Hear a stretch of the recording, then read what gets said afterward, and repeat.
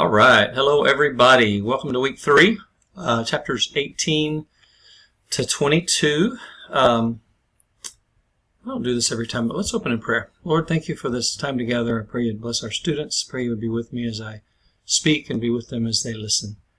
Thank you for your love and your grace and your mercy. In Jesus' name, amen.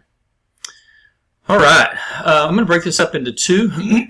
The PowerPoint will be one continuous 18 to 22, but the videos will be 2 videos because of the length of the PowerPoints and the length of the video. I think that when the video is really long, that it has a hard time downloading. I don't think that was the problem at the beginning of the semester, but I think that certainly, just takes a long time. All right, I hope you guys are doing good and hanging in there. And here we go. So I'm going to move my picture around based on what's needed. Okay, conceptually, and I think probably most of you get this, just about everything we do deals either directly or indirectly with relationships. As Christians, I believe very much that most people, it's pretty widely agreed upon amongst Christians that God is all about relationship, Jesus is all about relationship, the Holy Spirit is all about relationship, that we are to be about relationships. Having successful relationships brings us an incredible amount of joy and peace in our lives, and having difficulty with relationships brings about some of the greatest pain that human beings ever experience. When I think about relationship, I'm thinking about relationship with God, relationship with self, and relationship with others. So the Bible on relationships, clearly tons and tons and tons of stories of conflict and war and family problems and sexually acting out and incest, and just there's all kinds of craziness in the Bible. Certainly not the Bible condoning it, just telling the stories as they played out. Excuse me. And yet, at the same time, everything we need to know to have successful relationships, all of the relationship guidelines are there by the author of Relationships, which is kind of cool and kind of exciting to me. Proverbs, obviously, if we were to have to pick a book that had the most just practical relationship help, it would be Proverbs. And then certainly Jesus was an amazing example of and spoke about our relations with one another heavily and frequently. There are 5 basic biblical themes. Now we could probably come up with 30 or 50, right? But we break all that down. Probably we could put them into 5 or 6 categories. The textbook puts them in 5 categories. I'm comfortable with them. If you have a serious problem with that, create some more categories. That's cool. So I don't know if you've ever heard the analogy of just looking at the physical build of a table. Without vertical legs, you've got a piece of wood laying on the floor to trip over. So vertical, representing our relationship with God, first and foremost, and without that, and without a good, healthy relationship with the Lord, then we're going to have difficulty having healthy relationships. So it's on all of our the tabletop being our horizontal people-to-people relationships, all of those being successful and useful and helpful and mutually beneficial are based on the legs, the relationship with Jesus Christ first and foremost. Good relationships also depend on people. When we get weird with each other, when we are mistrusting, when we play games, when we backbite, stab, talk about, when we get hurt, when we lash out, all of those things challenge relationships. And when we do well with relationships, we do things right according to how God lays it out for us, then we have a tendency to have really quality relationships. Good relationships focus on issues. When there's conflict, it is very common for people to stab and blame and not even really focus on resolving the issue. So we talk about, as counselors, we focus on, and certainly as Christian counselors, let's solve the problem. Let's figure out our communication gaps. Let's come up with a compromise of doing something in a certain way that works for both of us. Relationships are so incredibly complicated. I know that's not on here, but that's just me, and they are. Good relationships involve determination, effort, and skill. I'm constantly evaluate myself, and I believe that to be not to the point of to the point that I can't function and I'm just stuck sitting evaluating myself. I don't mean that. I encourage you to look inside, ask the Holy Spirit to reveal stuff to you about yourself, and as you look at this list, ask yourself, how good am I in each one of these categories? Are you determined when it comes to a relationship? Is it a high value? Some of us by nature have a tendency to be more task-oriented and less relationship-oriented. But as a Christian and as a rational human being, that person who is primarily task-oriented can stop and say, you know what, relationships are important. I am going to be obedient to the Lord, and I am going to focus on the importance of relationships. I'm going to take the time and energy and effort that it takes. It takes an insane amount of energy and effort and skill. Well, I don't have the skill. Well, okay, good. As counselors and pastors, part of our job is to teach people the skills of relationships. And there are some specific things there are some skills that we can learn. I'm not good at it, or I don't get it, or no. Just okay, Lord, I'm obedient to learn the skills of good relationship building. Because if you don't have it, you can't give it to somebody else. Conflict in relationships really is not always an all bad thing. Many times it helps us grow. We find solutions. We grow closer to one another when we successfully work through conflict, and we certainly mature as a result of conflicts. Hang on just a second. Okay, so what causes conflict? What causes us to have problems and challenges in relationships? And there's obviously for everything that we talk about in this class, there is never one succinct answer. I often talk about contributing factors. So here are some contributing factors. And this is a pretty good list, and I don't think it covers everything. I don't think it covers almost everything. Well, maybe. But y'all get what I'm saying. So keep that in the background of your thinking. If you have things to add to this, add to it. I mean, that's wonderful. And in fact, in some of your writing or some of your sharing, that would be awesome if you said, okay, here's the list, and here's something I thought of that wasn't on the list. I would be thrilled to see that and to be able to look at that.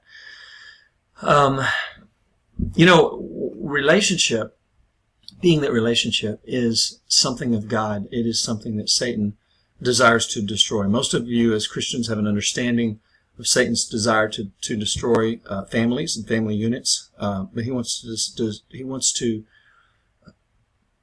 destroy unity amongst Christians, friends, neighbors. When he can get neighbors fighting, it's wonderful for him. It's exciting. I can use an example. I have a neighbor, and this may sound boastful, and I don't mean for it to. It's kind of a situation for me.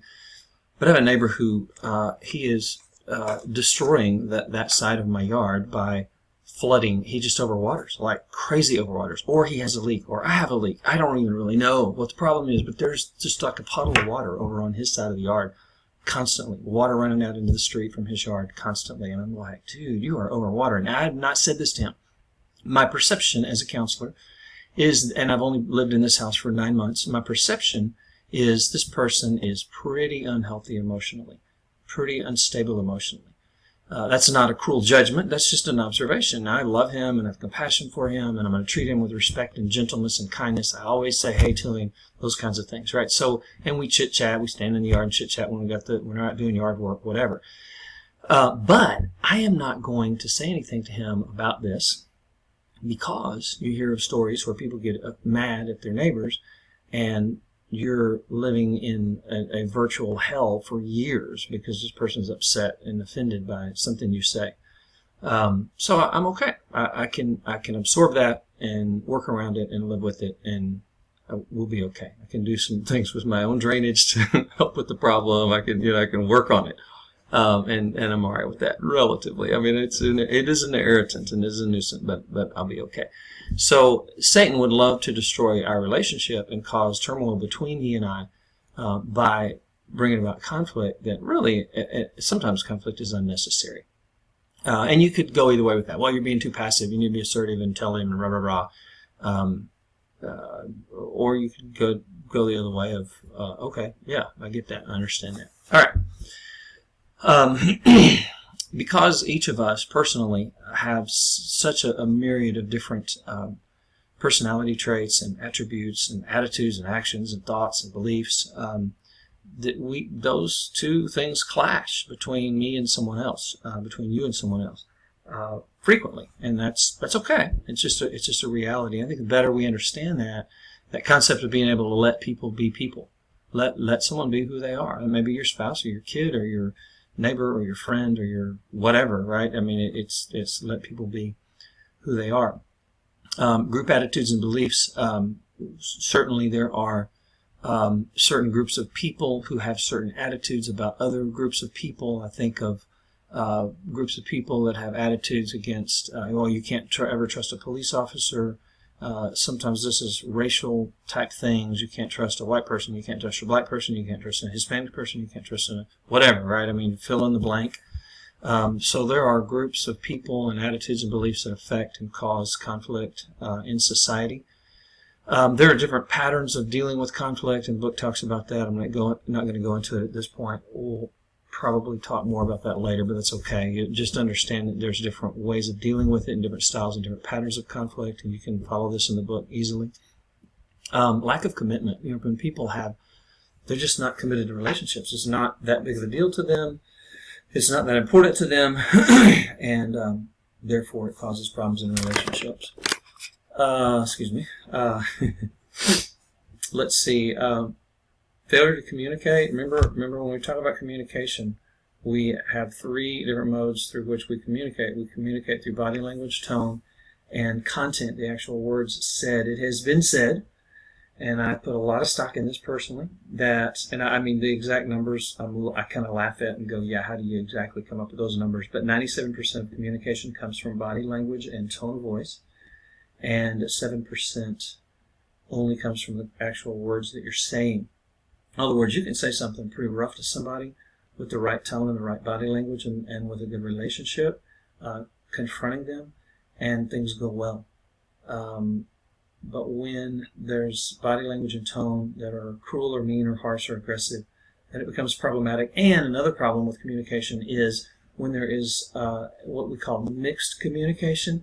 So that's the, what's wrong, honey? Nothing! And slam the door and walk off. Like, oh, I'm thinking, I'm going with the slamming the door and the tone of voice that said nothing. I'm not going with the actual content. That would be 100%, 0% in my book. 100% body language and tone. Clearly the message, something is wrong. We have no idea what, but something is wrong. I'm sure none of you have ever done that or ever been on the receiving end of that, right? Because y'all are all extremely healthy people. I hope I can get you guys to chuckle at least a teeny bit at me from time to time. All right.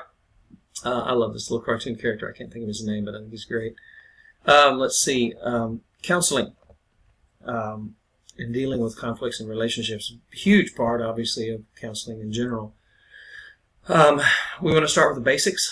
Love, kindness, prayer, spiritual warfare, biblical concepts. Sometimes just going over concepts of love and biblical concepts of love, and 1 Corinthians 13, the love chapter, just going over concepts with them about love and kindness and the importance of that with one another. People can become convicted and realize, oh my gosh, I'm not treating my spouse lovingly at all, or I'm not treating my kid lovingly at all. Oftentimes people justify, well, I'm not, but they're being a butt, and so blah, blah, blah. And, no. Let's say I cut it in front of God on Judgment Day. We are responsible for our own thoughts and behaviors and actions, period, regardless of what the other person does. Evaluating yourself, in other words, you the counselor, not you helping the client evaluate themselves, although we teach them to evaluate themselves. So how do you deal with conflict? Do you avoid it? Are you afraid of it? Do you get angry? Do you get aggressive? I mean, what is your tendency? Oh no, I'm perfect. I handle it. Yeah, don't do that to yourself. We all have some kind of an unhealthy tendency. Doesn't mean we always act on it, but we have some kind of an unhealthy tendency. I hate conflict. I tend to avoid it. I really do. I'm afraid of it. I avoid it. Now, I don't run around like a dog with his tail between its legs and run from it. I will fight when I need to fight. If there's an argument to be had, I will stand up and argue. But generally speaking, I have to fight fear, and I have to fight a tendency to just avoid conflict altogether. However, I value relationship enough that if there's a problem, I will deal with it, because the value of relationship is so important to me that I will put aside my avoidance tendency and have the conflict, whatever it needs to be dealt with. Okay, number 3, understanding the 5 conflict stages. I said we'd talk about this a little bit more earlier. So tension development stage, that initial stage of something's wrong. Role confusion, like, okay, did I do something wrong? Is it my fault? Is it their fault? What happened? We tend to pull back a little bit. Communication either slows or stops. Then the injustice collecting stage. I love this. It's funny. It's sick and sad. Sorry, but it's like I'm collecting all this evidence of, well, they did this and they said this, and sometimes we try to get friends involved and try to get friends on our side and gather all this information and if you don't have friends that will call you on this kind of junk, because how refreshing would it be if you go to a friend and you're like, yeah, they did this and they did that, blah blah blah, and then you stop and say, well, okay, well, what's your responsibility? What'd you do? I'm sure you were a perfect angel through all of this, right? It might make you angry, but man, thank you. I need to stop and look and take responsibility for my own junk, because when we're blaming, collecting evidence against the other, we're not taking responsibility for our stuff. Well, yeah, I was a little bit of a butt, but it was just in response to you. And stop right there. No. That is justification of sinful behavior, and it's rationalization and justification, and it ain't right. It's not accurate. It's not healthy. It's not good, and it is a refusal to take responsibility for your own place. Again, for you and me to look at this in ourselves, but also to teach these concepts to others. Then there's the confrontation stage. Oftentimes things build in people and become very emotional. Sometimes it's volatile. Sometimes people get physical at this point, but that's fairly rare, thank goodness.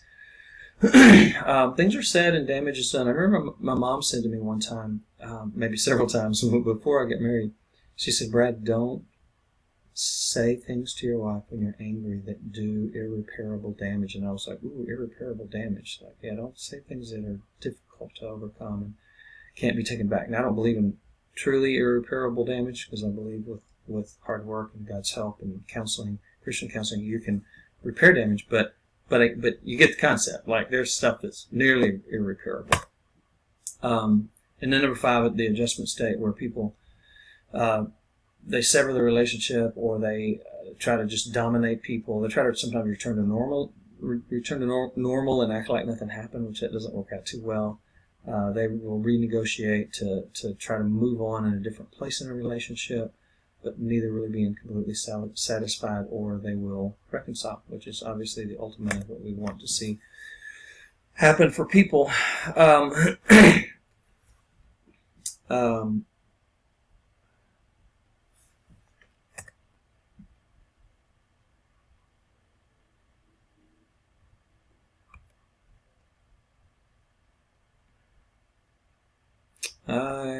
My numbering here is messed up. I'm sorry. Let's just move on like it's not numbers and act like it's bullets. I think these are supposed to be sub-points under the previous one. I'm not real sure.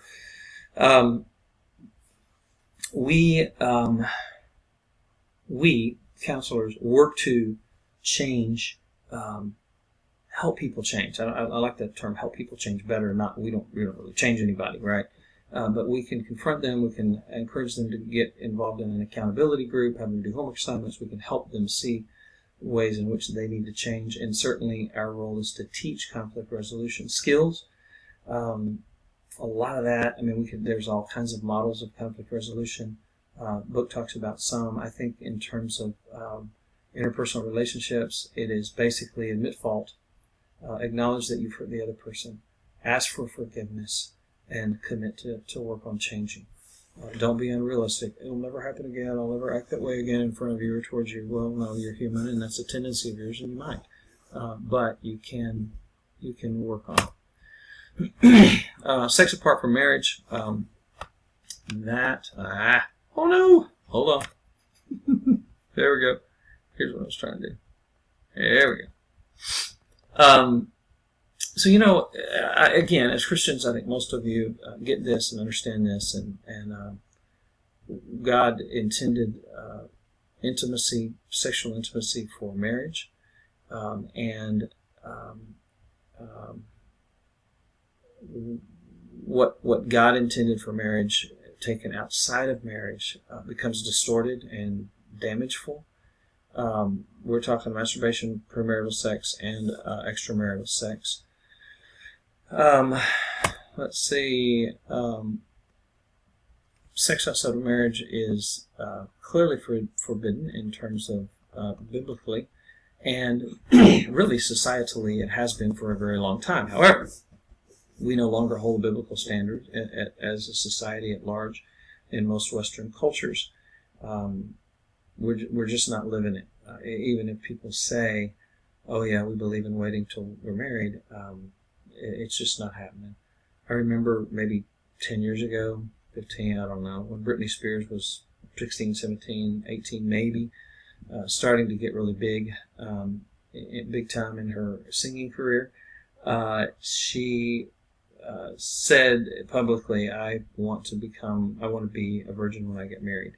And as we all see, sadly, that really didn't last very long. And so, again, it's the culture may speak that at times, but it doesn't really believe it. It does. Sex without outside of marriage, apart from marriage, does tend to give temporary pleasure, but it is ultimately destructive. It can even be, I'm hesitant to, well, no, I'm not hesitant. It can be addicting. We talk about sexual addictions quite a bit, not necessarily in this section, but we will, some maybe. But it tends to, some of it is chemical and bio. The endorphins and kephalins released in the body, and the pleasurable feelings that come with orgasm can be addicting. People are pursuing that feeling more than they are actual intimacy and relationship. Sex outside of marriage definitely destroys intimacy, breaks up and destroys communication eventually. It's very self-centered. It's often manipulative and sometimes abusive. It does dull one's sense of loneliness, reduce anxiety, and give feelings of intimacy. We talked about it being pleasurable a minute ago, but these are fleeting and ultimately dehumanizing, unfulfilling, damaging to self and to others. It's interesting to me to hear say, well, I'm having sex and we're not hurting anybody. You're hurting yourself and you're hurting your partner, very clearly biblically.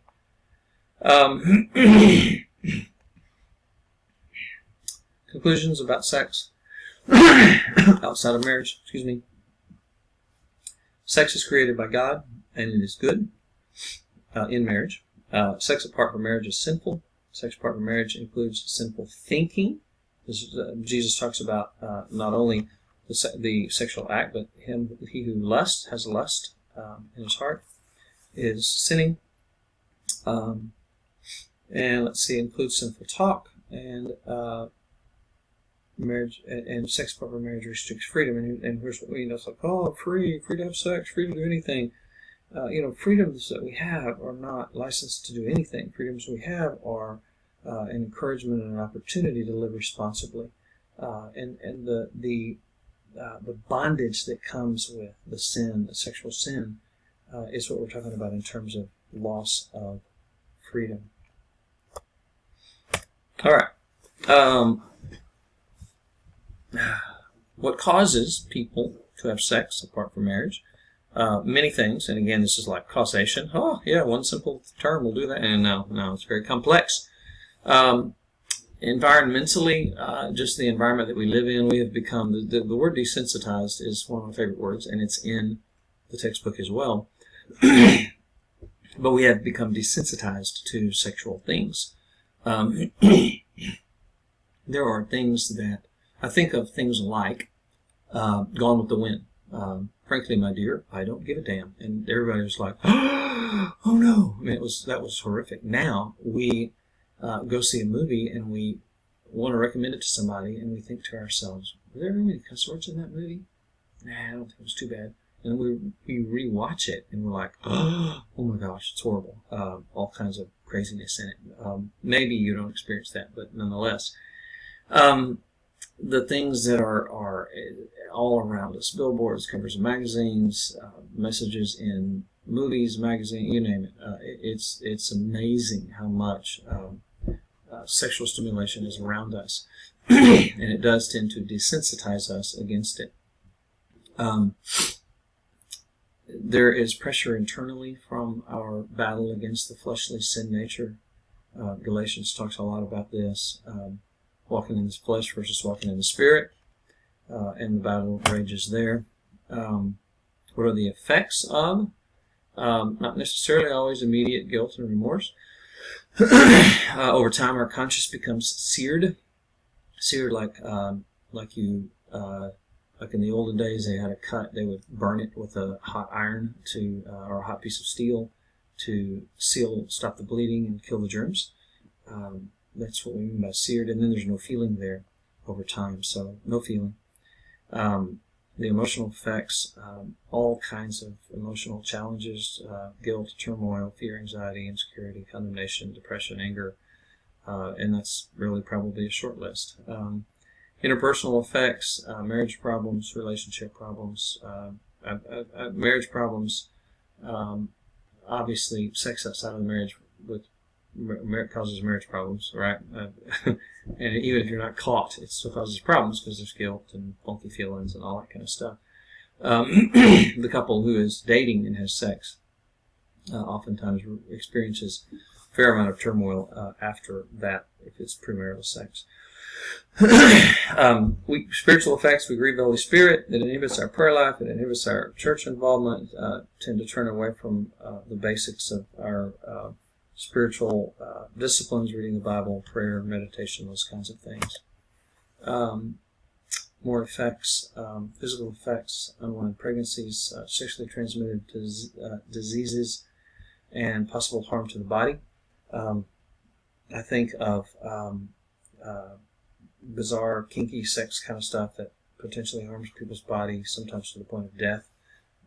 Small percentage, I get it, but it's out there. Anal sex, all kinds of studies talk about the damages to the body in terms of anal sex. Technical term of that is sodomy. The Bible also speaks against sodomy. We can talk about sex with animals. We can talk about, there's one of my good friends is a professor, and he teaches human sexuality, and wow, does he have some stories of the physical effects of crazy sexual things with people, and yes, death, all the way to the point of death. Some of the effects, short of death, are irreversible and can cause people problems for the rest of their lives. It's really, really sad, and it's a really deep, dark, sick world when you get into these kinds of things. So when you see people in those realms, don't take it lightly. It's not like, oh yeah, well, it's a little funky, but yeah, no, it's huge. It's a big problem. Counseling and sex apart from marriage. It's really interesting to see Christian couples come in for premarital counseling, and they're like, oh, we want to do everything to start a marriage off right, and we want to do it biblical, and we love the Lord, and they're involved in their church, come from strong Christian families, but they're having sex. And it's like, you need to stop. It's just crazy. They look at you like you've lost your mind. So what are your own attitudes about it? What's your own lifestyle when it comes to sex? If you're guilty, you can't deal with other people and their issue. You just can't. Sorry. You can only take someone as far as you are. Negative responses from you are very damaging to people, especially in the area of sexual stuff, because it's so intimate and so deep and difficult for people to talk about in the first place. How comfortable are you with your own sexuality? How at ease and at peace are you with sexual things? And that's going to impact your ability to effectively counsel others with these categories and dealing with sexual things. Sorry, I'm distracted there. Listen with sensitivity. These are basically, you're like, wait, I've heard this before. Yes, they are, but it's particularly important to be extremely sensitive and warm, non-judgmental, sincere, empathy, those kinds of things. Sometimes it's harder with sexual things, especially if they're telling you about sexual sin, and you're sitting there thinking, well, yeah, but you participated, and of course it jacked you all up, but you wanted to do it. Like, what the heck? Yeah, well, you can't. No, you can't look that way or act that way or go there. Not saying you can't challenge, but at least initially, you've got to listen. You've got to connect. And then you can move in the direction of, okay, let's talk about here's what you've done, and here's how you feel about it. Process all that. Now let's talk about how would you like to do things differently in the future. And that's where you can begin to create new attitudes and new behaviors about sexuality. Learn their own view. In the textbook, Dr. Collins is talking about having someone come in and say, just lost my boyfriend, I want you to help me with how do I find someone to have sex with quickly. He's like, no. So what is their goal? You don't really know. There are some bizarre things out there going on. People come to you with things like, my goal is for us to be able to have threesomes and my spouse to be okay with that. That's my goal. Like, ooh, yeah, no, I really can't help you with that. So what do they believe? Where are they coming from? What is their worldview? How much do they adhere to the biblical opinions and attitudes about sex, biblical law about sex, and how in line are you with their values? If you're not in line, you can't. Yeah, I mean, there's just a certain point where you just can't. I'm sorry, I can't help you with that. As crazy as our world is, I can imagine a scenario where a guy comes in and says, I have a wife and a mistress. My wife does not know about my mistress. My wife and I are doing great. We're getting along well. We have a great sexual relationship. My mistress and I are having problems, and I want you to help me resolve conflict with my mistress. Now, if you were a pastor or a counselor sitting there and someone brought that to you, what on earth would you do? What on earth would you say? Right? Like, I can't really help you with that because it's not founded on anything that's going to last or work. It's like you can't, no. But as whacked out as our society is, that's where we're headed, is those kinds of things. So just be prepared mentally and spiritually, and be aware and be ready. Don't compromise. I don't believe in compromising. Don't ever compromise. You may be in trouble. You may lose a job over it. Don't care. Don't compromise. Help people with practical issues. Help them think about their behaviors and their consequences. I literally had a girl come to me and say, well, I have chlamydia, and this guy wants to have sex with me. Do you think I ought to tell him that I have chlamydia? And I was like, okay, well, that's a practical issue. Yeah, you're going to be dying to know what I told her if I don't tell you, so I'll finish the story. I hate that when people do that. I almost just went on, but like, no way, what'd you tell her? I literally had to bite my lip because I was like, are you serious? Are you out of your mind? Of course. I mean, that's what I wanted to say, but it's not what I said. I said, well, if you did not have a sexually transmitted disease and some guy came to you and wanted to have sex with you, would you want him to tell you before you had sex with him that he had a sexually transmitted disease so you can make a decision about that? She's like, yeah. And I went, well, there you go. And she's like, yeah, I guess I ought to tell him. I don't know whether she did or not, but I'm like, wow, okay. It's crazy. So it's, you hear stuff like that and you're like, you can't make this stuff up. Like, did that really happen? Yeah. It's like, wow. I mean, it is amazing. The kinds of things that people will come up with when it comes to sexuality and sexual sin. I don't know if this is driving you all crazy or not, but I'm kind of enjoying the little break of moving myself back and forth, so bear with me. Okay, more on counseling. When I think about forgiveness, I don't just think about asking other people to forgive, but I think about them forgiving themselves. That may be the most important. Receiving forgiveness from God. They may have amends to make with other people. They need to go and ask someone for forgiveness. They need to, often, most of the time, that's the case, but just, every situation is individual. They need to be able to ask for God's forgiveness, receive God's forgiveness, and forgive themselves. And those are big deals. That's not like, oh, we mentioned that in a lecture and we got that. Yeah, that's hard work. There's a lot underneath that. We could spend hours on just that. We won't, but we could. Accurate information. Teach people about biblical truth. Teach people about accurate health information. And then the concept of referral. In today's world, you have to be careful with referral. Hold on, I'm going to jump ahead and jump back. No. Please say it isn't so.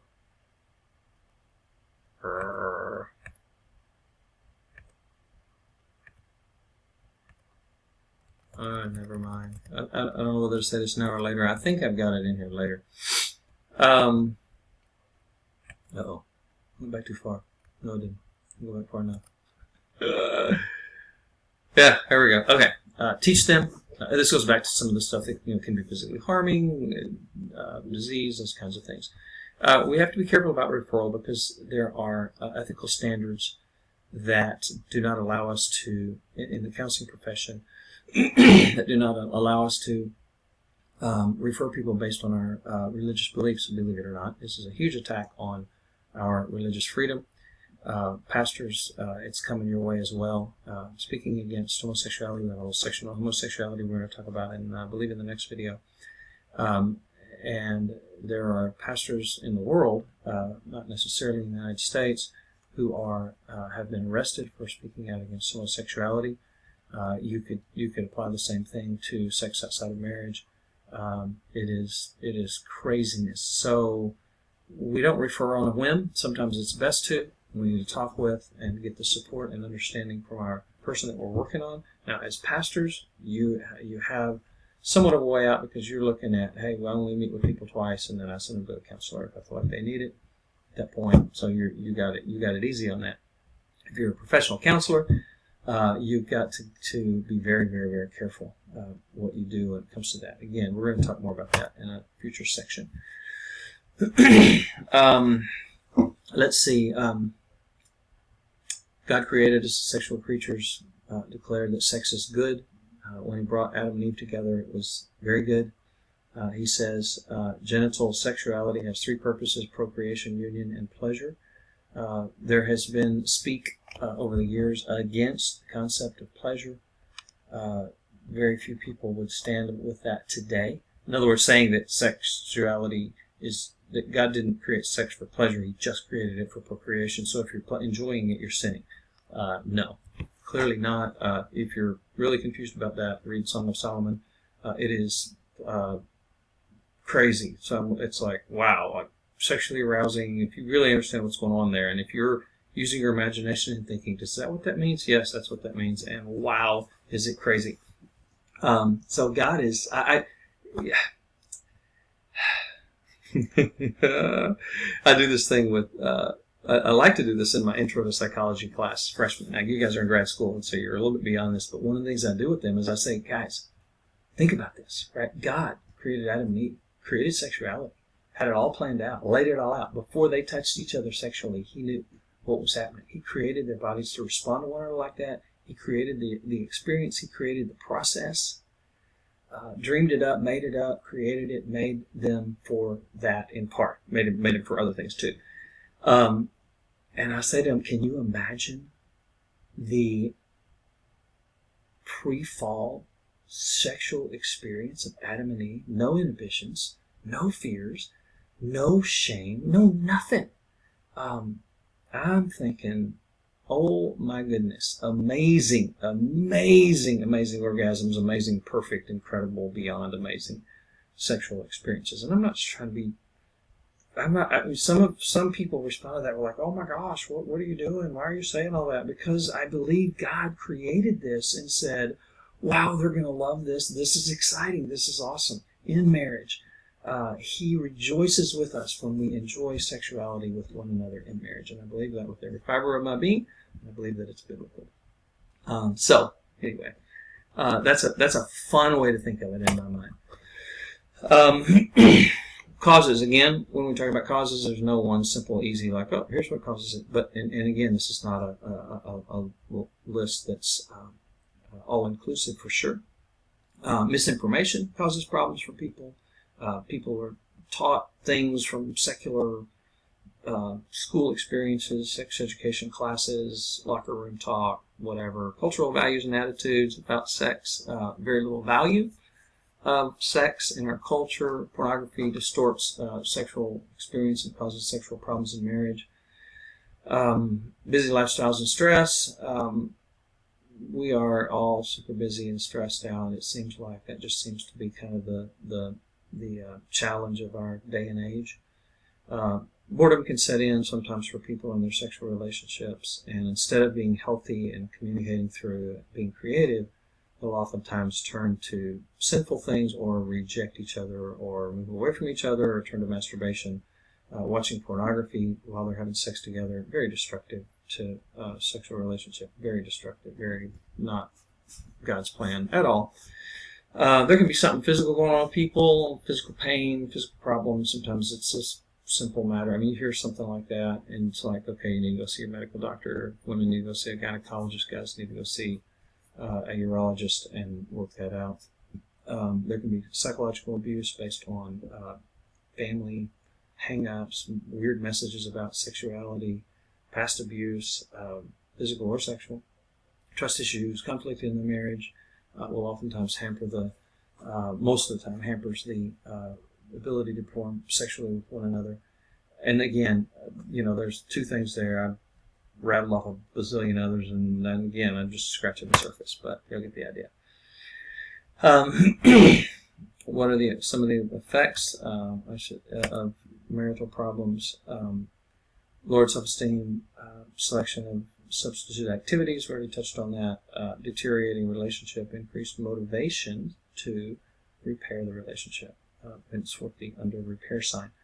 And again, small list. Yarhouse is one of the experts in the field right now on, you know what? Stop. I'm going to do this. You know what? I'm going to go ahead and make this one video. I said I was going to make it two. I'm just going to make it one because we're at 42 minutes. I'm just going to keep going. If you guys need to take a break, you've got the pause button, so enjoy yourself. Yarhouse, expert on sexuality and homosexuality, Christian guy, awesome stuff. This is 2005. This textbook was written in 2007. As I was looking through here, I was thinking, man, things have changed a lot in the past 10 years. A lot. A whole lot. And I'll add some of that in of what I've got. Here's just three different categories: same-sex attraction, homosexual orientation, and gay identity. Those are kind of the three basic tiered approaches to what's going on inside of people. But listen, today, that's child's play. I mean, it is so complex beyond, and we'll talk a little bit about that in a minute. Scripture is very clear about homosexuality. Homosexual community claims that it's poor interpretation and that there's nothing wrong with homosexuality, that God made me that way. Not true. What causes it? A long time ago, people thought, poor relationship with your dad if you're a male causes problems with, poor relationship with either parent really could do it. But that's not that simple, and clearly there may be some psychological, environmental, and biological and genetic, but there is no gay gene. They have clearly knocked that out as false. There was a study done 10, 15 years ago that, quote, found that, we found the gay gene, and they put it out on the front of Time magazine and New York Times and every major outlet in the world. And then the study was under scrutiny. It was pulled, it was rejected, but of course Time magazine didn't run an article and say, oops, sorry, misinformation. So like 90% of Americans believe there's a gay gene because of this misinformation put out, and ticks me off at Satan because he got that message out there. It's not true, nobody cares. People care, but it's crazy. In the American Psychiatric Association, they have an official statement that, and it was an American Psychiatric Association publication that it came out in, this article. There's an official statement on their website. It's hard to find. Some of you might want, there may be one or two of you of the personality that will go look for it. It's in there. It's very difficult to find. That there is an official position statement that there is clearly no biological predisposition, biological gay genes, so to speak. We are not created gay. That's just there you go. Science has not proven it yet. Bible doesn't support it. I think we're good on that argument. But the world doesn't believe that, and certainly the homosexual community does not believe that. So there's no clear answer as to why. Research is contradictory and confusing. Could be combinations of all of the above: psychological, environmental, biological, genetic. Probably is, but it's extremely complex. We don't have any clear answers on that yet. This is me, not the textbook, and this is what I was talking about, some of the updated stuff. Most currently uses GLBT, gay, lesbian, bisexual, transvestite, and then we have the more complicated and less used probably because it is so long, LGBTQIAAP. Oh, and there's a U stuck in there on some of them as well, and the U is undecided. So there is, on Facebook, recently Facebook put out a statement that said there are about 50 different terms for self-identified persons' sexuality. I self-identify as, fill in the blank, about 50. Talk about confusion. Oh, and by the way, Satan is the author of confusion. Imagine this being confusing. Kind of makes sense, doesn't it? Ethical standard, I touched on this earlier.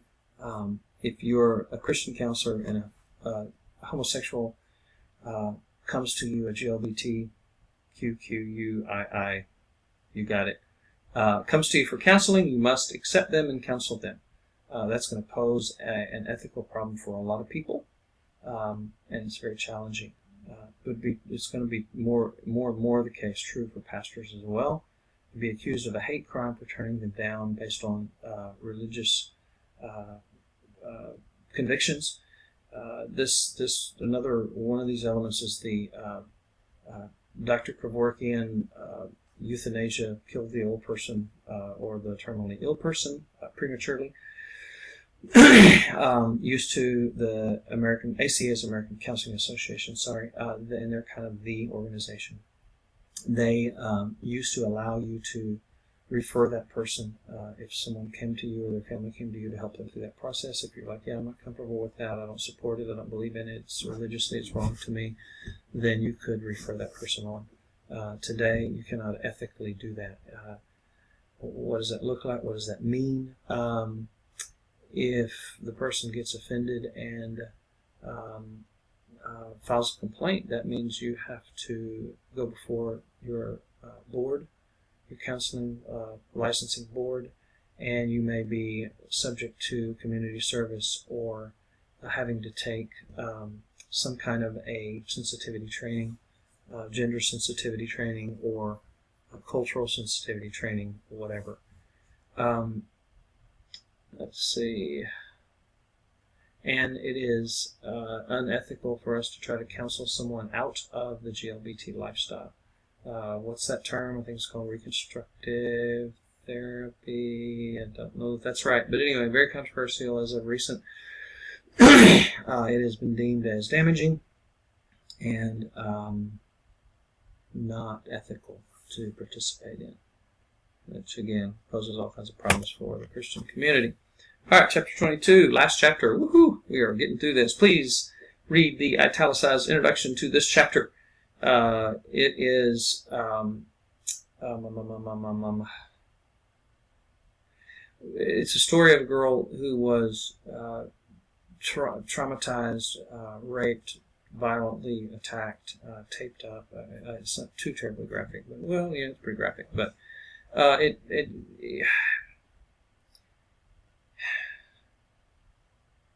I'm going to try to go a place that's literally hard for me to put into words, and I want you to understand the importance of it. And there's a bit of a soapbox mixed in with this, and that is that there's this place of where someone can go who's never experienced something that's complete foolishness, and oftentimes it's laced with oh, you just have to trust the Lord more and pray more, and God will get you through this. throwing colloquialisms and spiritual phrases at them, having no true understanding of what it's like to be brutally, violently raped. I have no idea what it's like, and I approach this. I tell them, I say, I have no idea what this is like for you. I'm going to listen. I'm going to support you. I'm going to believe you. I'm going to encourage you. I'm going to pray for you. I'm going to help you the best I can. Now, the textbook and I both agree that we can help people even if we haven't experienced exactly what they've experienced. Now, there are those of you who this section may even trigger some difficult emotions in because you have been sexually traumatized. And out of a class of 18, 19 people, my bet is that there's a handful in here who have been. For you, the healthier you get individually, the more effective you're going to be at helping someone who has been through sexual trauma, and you're going to be more effective than I and 10 others of me put together will be because you actually have experienced it. But again, those of you who have not experienced it, you can be helpful, but you can do a lot of damage. Don't throw cliches. Don't shut down emotion. Let them talk. Let them share. Walk with them. Walk beside them. Be patient. Don't get impatient with them. Man, you should have this worked out by now. No. This can take years. Well, they just don't have enough faith. Well, you don't either. So whatever. That just, boy, that gets my craw. Gets me all kind of upset because none of us have enough faith. None of us. None of us have enough faith. My only question to you is, when's the last time your shadow fell on somebody and they were healed? There you go. Most of you would say no to that. Never happened. Happened with Paul. You get to that point, maybe you can tell me you have enough faith. Until then, I don't have enough faith for a lot of things. You don't have enough faith for a lot of things. I have enough faith to get me to heaven and to accomplish a lot of things on this earth, but we all can grow in our amount of faith that we have. Anyway, soapbox, forgive me.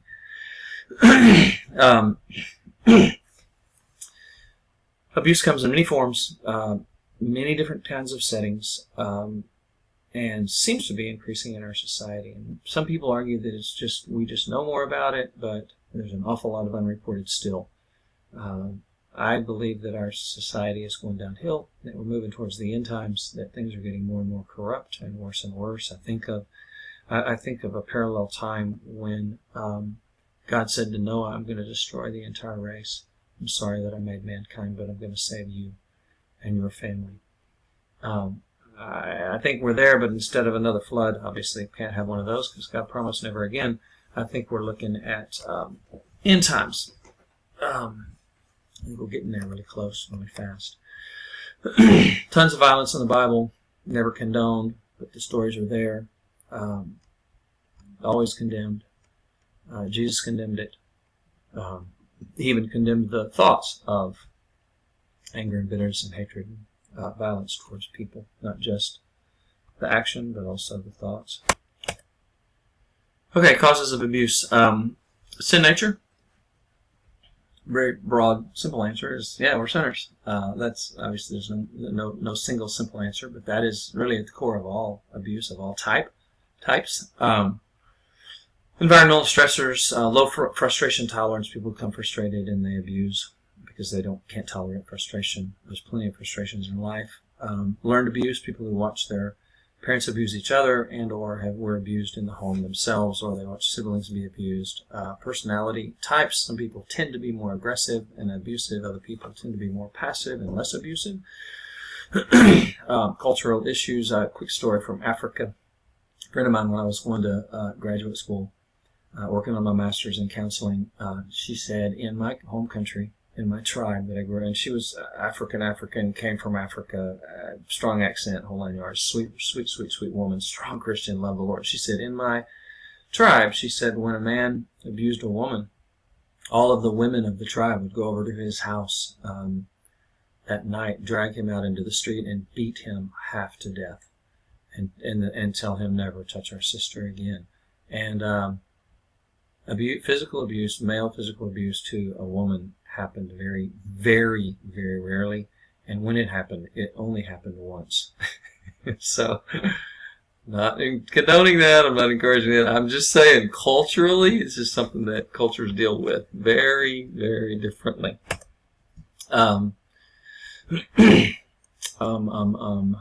Effects of abuse fall into basically 4 categories. Again, we come up with thousands of effects, maybe hundreds, whatever. But categorically speaking, it falls into our emotional world and how abuse makes people feel. There's all kinds of distorted thinking wrapped around abuse.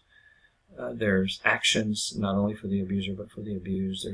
There's incredible challenges with people in their spirituality and why is God allowing this to happen to me, and questions and those kinds of things. And then there is the abuser, and there's all kinds of challenges and problems with the abuser as well. We oftentimes forget about the abuser, but they are hurting as well. They're harder to. We'll get to them. Sorry, we'll talk about that in a little bit. All right. So several categories here. We're going to start with helping children of abuse. First of all, there's certain signs we want to watch for: changes in behavior, interrupted sleep patterns, too much sleep, not enough sleep, fear of people, particularly fear of their parents or fear of certain babysitters.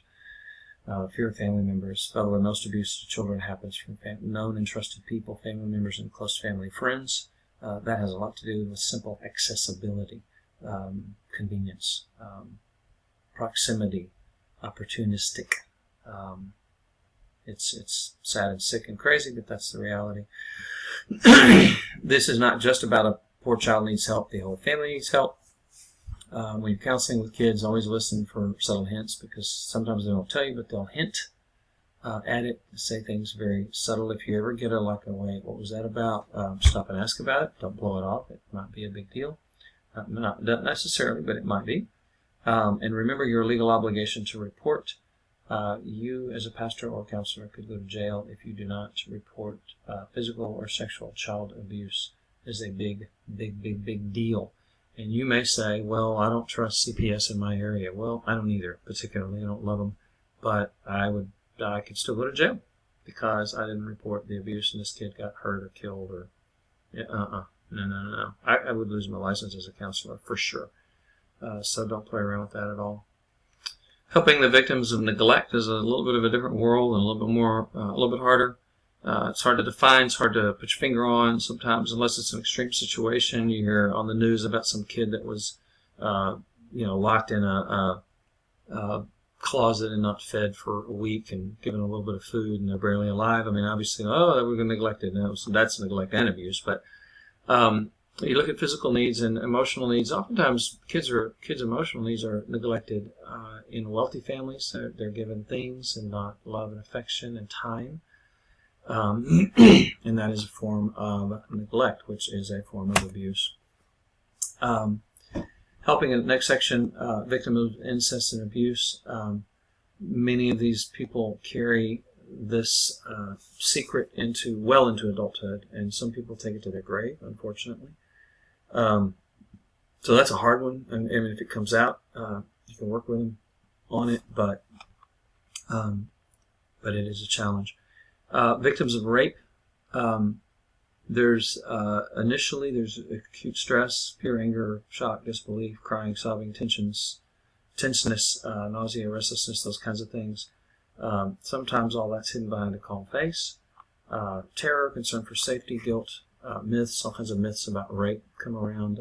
She probably really wanted it, those kinds of things. People will say horrible things to people. You were you dressed kind of sexy that day, honey? Implication, it was your fault because you were dressed sexy. I don't care if you're walking down the street naked, you shouldn't be raped. So, I mean, that's wrong to walk down the street naked. That's a whole other issue, but it doesn't mean you need to be raped. It's just absolutely irrational, insanely irrational. Sorry. Victims usually respond well to people that listen and accept and believe, that means you can help them. The longer the duration of the abuse and the more severe the abuse is, the less this is true, and the less well they respond to help. Tend to be more calloused and hardened and difficult to trust. They won't trust and won't let people in. Within a few weeks for some, and again, there's no exact pattern. If you're looking for a pattern here, forget it, because there's no real exact pattern. Nightmares, irrational fears, restlessness activities. People will move, change their phone numbers, stay indoors at night, spend time with friends and family to try to stay safe, those kinds of things. Instead, some, this would kind of be number 2, develop severe psychiatric or social difficulties, depression, suicidal behaviors, psychosomatic disorders, meaning physical, emotional pain demonstrated through physical pain, stomach aches, headaches, those kinds of things, muscle aches, joint aches. Can be almost anything. Drug and alcohol abuse, and then for some, sexually acting out. And then the third type of response is people who just go silent and hide it for years, sometimes, and again, a handful, I believe, take it to their grave, which is really, really, really, really sad because it eats at them the whole time. Mate abuse, spousal abuse, this is sometimes called. Usually it's the man abusing the woman, although it does happen where the woman physically abuses the man. Generally speaking, she uses an object, a baseball bat or a pan or a fireplace prod or something, right? And so because of that, usually when a woman abuses a man, there is more bodily damage or physical harm done, generally speaking. But the numbers and the percentages are huge, leaning towards men abusing women and not the other way around. Lowered self-esteem, distorted belief that their husband's role as head of the house gives him the right to abuse. You don't get there overnight, but that's oftentimes. One of the common characteristics of abusers is they blame the woman and she blames herself. You're crazy and it wasn't that bad, and it's your fault. If you would do what you're supposed to do, I wouldn't get upset. All kinds of sick and twisted things. Also, by the way, the guy is very controlling. I always help and teach young women, including my girls, if a guy is controlling, be done with him immediately. Break it off. Done. Do not, because control is a prerequisite of abuse. Because once he first is controlling and then he abuses, they isolate their victims from family and friends, so they don't have anybody to run to. It's a really sick and sad situation, and they are oftentimes very reluctant to report. Elder abuse. This can happen in the home. It can happen from the kids in the home abusing. If a grandparent or great grandparent lives with a family, it can be the children, the grandchildren, the adults. It can be caretakers that come into the home. It can be nursing home people, hospital staff, and the list goes on and on and on. You get the idea. Counselors, elderly don't usually go to counseling. Sometimes they do, but not real often, and so oftentimes it's the pastor who may first suspect. So pastors, if you suspect, don't be silent. Talk. Well, but they're upset, and here's a good one for you. Oh, but they give a lot of money to the church. Yeah, I don't care. God, you give that up for protecting someone. God will bless you and bless your efforts and replace that. Find community support, including adult protective services, and the reason I put adult protective services in quotation marks is depending on every state in the United States has that type of organization. It may not be called adult protective services. In Texas, it's called adult protective services. So you make a phone call, say, hey, I've got an elderly person who I believe is being abused, neglected, whatever the case may be, and they will get involved just like child protective services would get involved if the child was abused. Do you remember, or way back, this is only week 3, right? So at some point in the last couple of weeks, we talked about having biases, and I told you all of you have some kind of a bias or prejudice. Well, here's one of mine. The abuser, the person who abuses people, I really have a hard time just not going straight to the place. You know what? Why don't we just lock them up for the rest of their life and leave them, let them abuse each other in there? That is horribly cruel and pathetic and horrible sounding, and certainly I don't do anything to walk the reality of that out, but please hear me. Every single one of us has something that we feel strongly about. Most counselors have a very difficult time counseling the abusers. They are oftentimes very difficult to work with. They are in denial. They blame. They are defensive. They're angry. They may even give subtleties of aggression towards you. I had one guy who, pretty sure he was physically abusive, but he was certainly emotionally abusive to his wife, and having an affair, and unwilling to release the affair, and she was completely spineless and just let him go. And I was like, you have got to be kidding me. But one of the sessions that I had with just him one-on-one, he literally pulled out his knife and just sat there playing with this knife, and it was definitely an aggressive, threatening type, mess with me, I'll cut you kind of a thing. Didn't scare me, ticked me off, to be honest with you, quite a bit. I was like, oh, dude, really? I don't think so. So that's just me, an abuser. Sorry, but that's reality. That you've got the category too. If you haven't found it yet, you will. They are oftentimes very angry, have low self-esteem, lack self-control, poor communication skills. They misread social cues, right? So if somebody ever challenges them or questions them, they misread that social cue as rejection or hatred or attack, and therefore they attack back. They have distorted beliefs and attitudes about everything imaginable when it comes to relationships and people. Listen for this in movies. When you see a movie, listen to the things they say. They usually do a really good job of portraying the abuser, and you'll see the distorted thinking come out. What about us as counselors? There is such thing as called vicarious traumatization. Spell check did not like that word, traumatization. I don't even know if it's a word, but if so, I just made up a word, so there you go. I think it is. But the counselors can experience symptoms. You hear story after story after story of abuse and abuse and abuse and horror and their symptoms. And it literally, you can begin to have symptoms yourself. Oftentimes people leave the field and go do something simpler. Maybe stay a counselor, but go do something less traumatic, so to speak, less stressful. Many times people who work with victims have high caseloads, a lot of people, seeing a lot of people. It can be very, very, very difficult for people. If you are called to this, make sure you are called, and you don't just think it sounds cool and fun. Oh, that sounds kind of cool. I'd like to do that. Make sure you're called, and keep your buffers up. Keep prayer and community with other Christian counselors and pastors, people that are working with these kinds of issues, because you understand each other and you can help each other get through those things. Yes, hallelujah, we're done. Goodbye, God bless, I love you all. Have a great rest of the week, and I will see y'all next time.